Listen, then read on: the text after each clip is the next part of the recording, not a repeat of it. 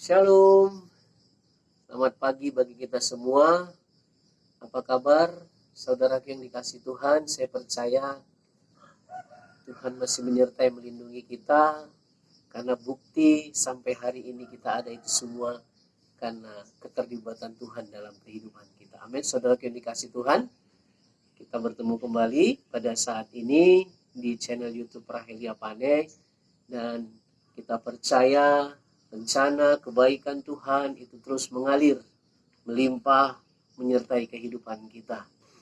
Baik saudara yang dikasih Tuhan, kalau di pagi yang indah ini saya kembali akan men-sharingkan kebenaran firman Tuhan, di mana firman Tuhan saya ambil dari kitab Matius atau kitab Injil Matius yang ke-13 di ayat yang ke-4 sampai ke-8, lalu juga di ayat yang ke-18 sampai ayat 23. Yaitu di sini berbicara tentang perumpamaan tentang seorang penabur. Demikian firman Tuhan saya bacakan kepada kita semua. Saya langsung kepada ayat yang ke-4 sampai ayat yang ke-8. Pada waktu itu ia menabur, sebagian benih itu jatuh di pinggir jalan, lalu datanglah burung dan memakannya sampai habis. Sebagian jatuh di tanah yang berbatu-batu, yang tidak banyak tanahnya, lalu benih itu pun segera tumbuh karena tanahnya tipis. Tetapi sesudah matahari terbit, layulah ia dan menjadi kering karena tidak berakar. Ayat 7, sebagian lagi jatuh di tengah semak duri, lalu makin besarlah semak itu dan menghimpitnya sampai mati. Dan sebagian jatuh di tanah yang baik, lalu berbuah. Ada yang 100 kali lipat, ada yang 60 kali lipat, ada yang 30 kali lipat. Siapa bertelinga, hendaklah ia mendengar. Ya, ini berbicara tentang perumpamaan seorang penabur, di mana benih itu nanti dijelaskan yang namanya firman Tuhan. Jadi di sini berbicara tentang perumpamaan, tetapi di pasal ini juga langsung diberikan jawaban atau keterangan dari perumpamaan tersebut. Seperti yang dikatakan di ayat yang mulai ayat yang ke-18, dikatakan seperti ini. Karena itu dengarlah arti perumpamaan penabur itu. Kepada setiap orang yang mendengar firman tentang kerajaan sorga, tapi tidak mengertinya, datanglah si jahat dan merampas yang ditaburkan dalam hati orang itu. Itulah benih yang ditaburkan di pinggir jalan. Jadi memang perlu kita jaga setiap benih atau setiap kebenaran firman Tuhan yang kita dengar. Karena firman yang kita dengar itu memberikan satu pengaruh atau dampak yang luar biasa, saudara yang dikasih Tuhan, sehingga ada satu pribadi, yaitu si jahat dikatakan oleh ayat ini, yang tidak senang lalu ingin merampasnya. Kalau kita mau artikan kata merampas itu bisa juga diartikan sebagai merebut atau mengambil dengan paksa, saudara yang dikasih Tuhan.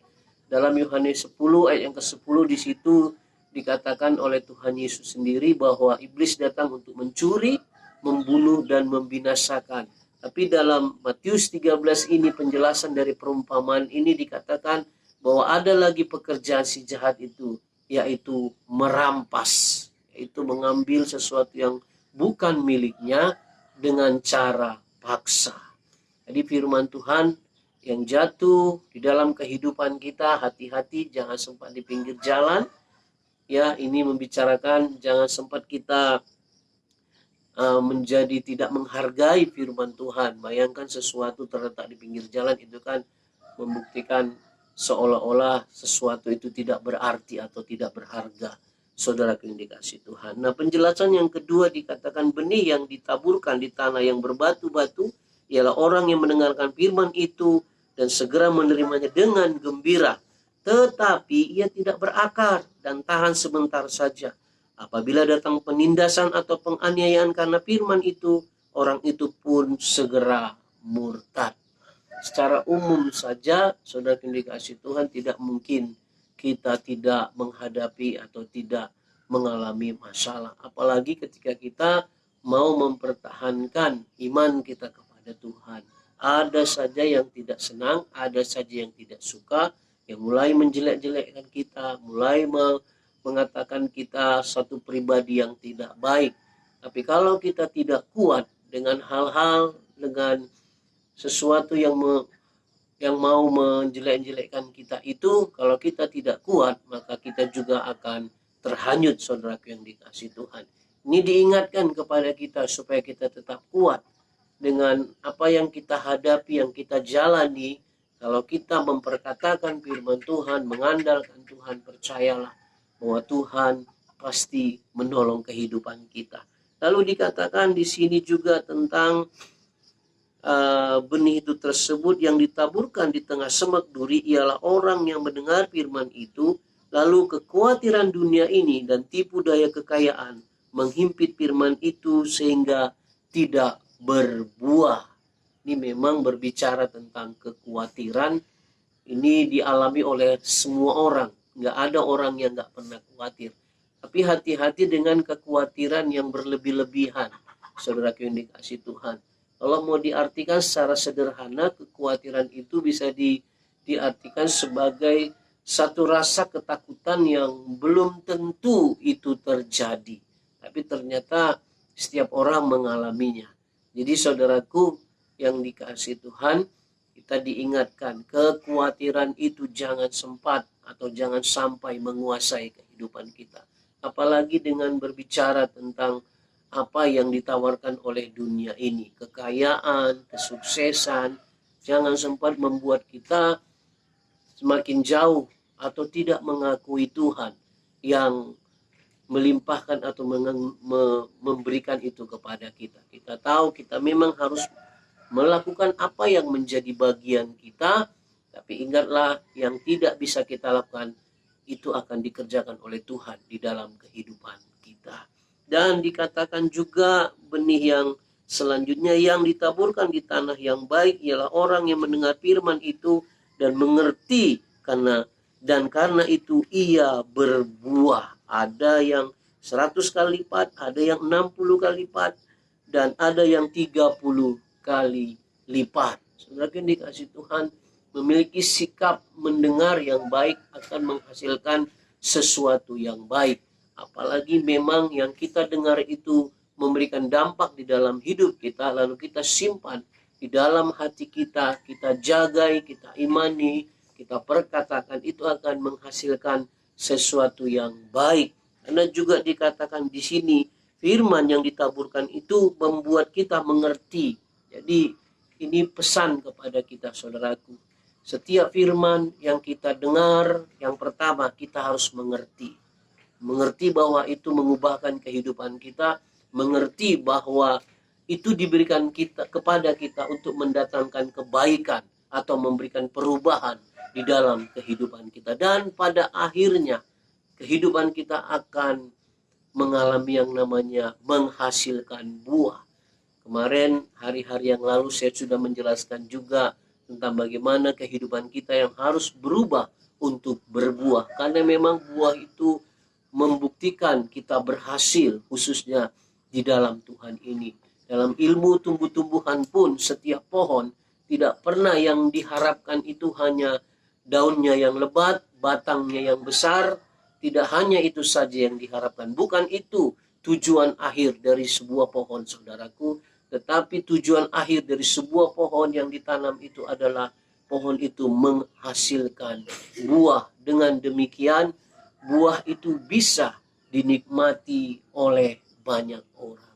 Sama dengan kehidupan kita. Kehidupan kita juga bisa menjadi berkat bagi banyak orang lain ketika kehidupan kita menghasilkan buah, apalagi itu buah yang baik dan bermanfaat.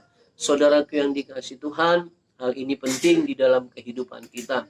Jadi memang kita diingatkan bagaimana sikap kita mendengar yang namanya kepada firman Tuhan, bagaimana kita meresponi yang namanya kebenaran firman Tuhan yang selalu kita dengar, baik pembacaan kita secara pribadi, yaitu dan juga kita mendengar dari khotbah-khotbah, baik itu di gereja, di media-media kita mendengarnya, dan hendaklah itu memang memberikan satu dampak yang luar biasa. Itu kembali kepada respon kita, saudara yang dikasihi Tuhan.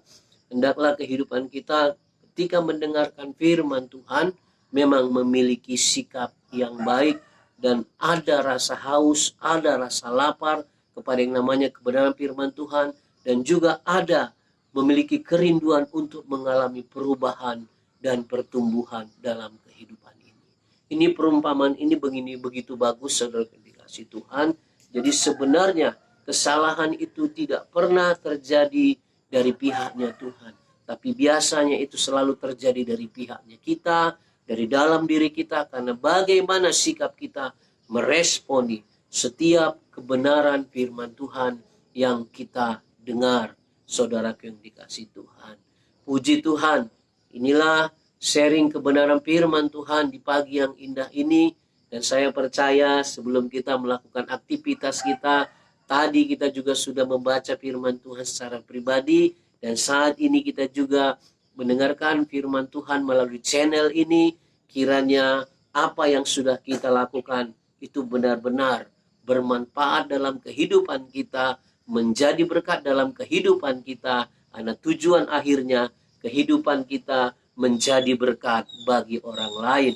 Demikian saudara yang dikasihi Tuhan, kiranya Tuhan memberkati kita sepanjang hari ini. Apa yang kita kerjakan, biarlah Tuhan membuatnya berhasil. Selamat pagi bagi kita semua. Salam sejahtera, salam sehat. Tuhan Yesus memberkati. Shalom.